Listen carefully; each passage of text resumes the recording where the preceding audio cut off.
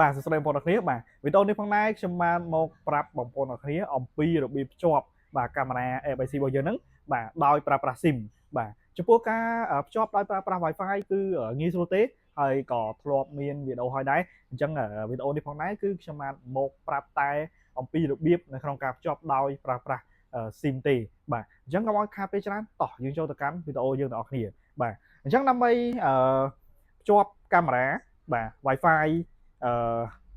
FIC ដែលប្រើប្រាស់ SIM បាទដំបូងបងប្អូនគឺត្រូវបាទដាក់ SIM ចូលកាមេរ៉ារបស់យើងសិនមកបាទហើយតើតើនឹងការដាក់ SIM ផងដែរគឺបងប្អូនដាច់ខាតត្រូវតែដោះវាដោះខ្ចៅ4ហ្នឹងបាទដោះដើម្បីដាក់ SIM ចូលទៅខាងក្នុងហ្នឹងបាទអញ្ចឹងខ្ញុំបានធ្វើការដោះវា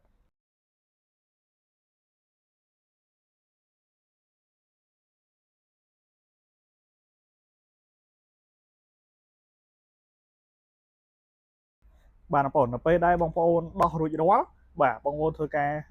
បើកវាមកបើកជាមួយនឹងស្ទះនេះមកបងប្អូនបាទអញ្ចឹងនេះគឺជាកន្លែងដាក់ SIM អញ្ចឹងគឺយើងត្រូវការដាក់ SIM ចូលប្រឡោះហ្នឹងបាទហើយនេះគឺជាបាទ SIM របស់ខ្ញុំបាទដែល SIM នេះផងដែរគឺខ្ញុំបានធ្វើការភ្ជាប់ជាមួយនឹងកម្រងហើយអីបាទកម្រងប្រចាំខែរួចរាល់អញ្ចឹងន័យថាដល់ខែគឺបញ្ចូលលុយដល់ខែគឺបញ្ចូលលុយវានឹងធ្វើការដូរខ្លួនឯងអូតូបាទអញ្ចឹងយើងដាក់ចូលប្រឡោះ SIM យើងមកបាទដាក់ចូលកន្លែងប្រឡោះ SIM ហ្នឹងបាទហើយយើងរុញវាចាស់ហើយយើងរុញវាចឹងមកបាទរុញឲ្យសូវក្លឹបជាប់ចឹងទៅគឺរួចរាល់ហើយយើងធ្វើការចាប់កាមេរ៉ាបាទចាប់ខ្ចៅកាមេរ៉ាបិទឲ្យជាប់វិញបាទឥឡូវយើងធ្វើការបាទដាក់មួនឹងខ្ចៅកាមេរ៉ាឲ្យជាប់វិញបងប្អូនអរគ្នាបាទ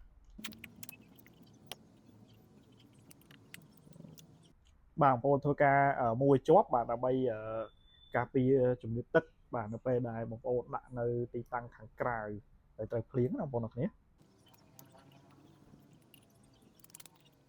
បាទអញ្ចឹងសម្រាប់ការដាក់ SIM ចូលកាមេរ៉ាគឺរួចរាល់អញ្ចឹងយើងទៅភ្ជាប់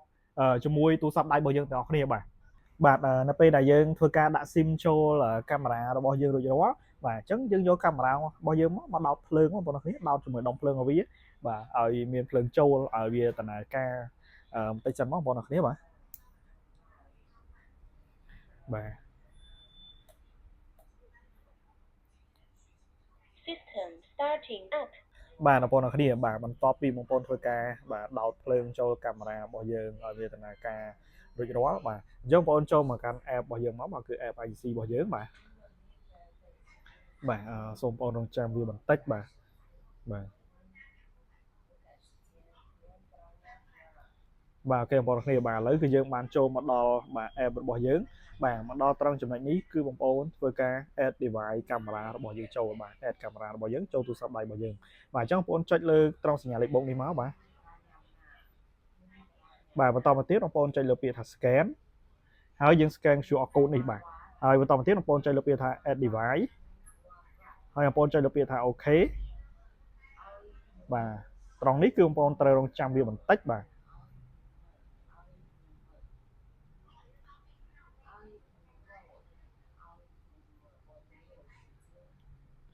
កាមេរ៉ារបស់យើងគឺធ្វើការ add បានរួចរាល់បាទនេះបងប្អូនគ្នាអញ្ចឹងយើងអាចចូលមើលបាន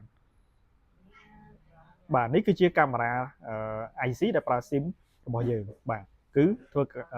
គឺត្រូវបានភ្ជាប់រួចរាល់បាទបងប្អូនគ្នាបាទអញ្ចឹងតកតទៅនឹងការភ្ជាប់ជាមួយនឹងកាមេរ៉ា FIC របស់យើងបាទដោយប្រើប្រាស់ SIM បាទគឺមានតែប៉ុណ្្នឹងបងប្អូនអាចមើលតាមហើយធ្វើតាមវីដេអូនឹងបានខ្ញុំបានធានាជូន 100% តែម្ដងថាបងប្អូននឹងអាចភ្ជាប់ដោយខ្លួនឯងបានបាទអញ្ចឹងជាចុងក្រោយបាទសូមបញ្ជាក់ជូនបងប្អូនម្ដងទៀតបាទនេះគឺជាកាមេរ៉ា FIC ដែល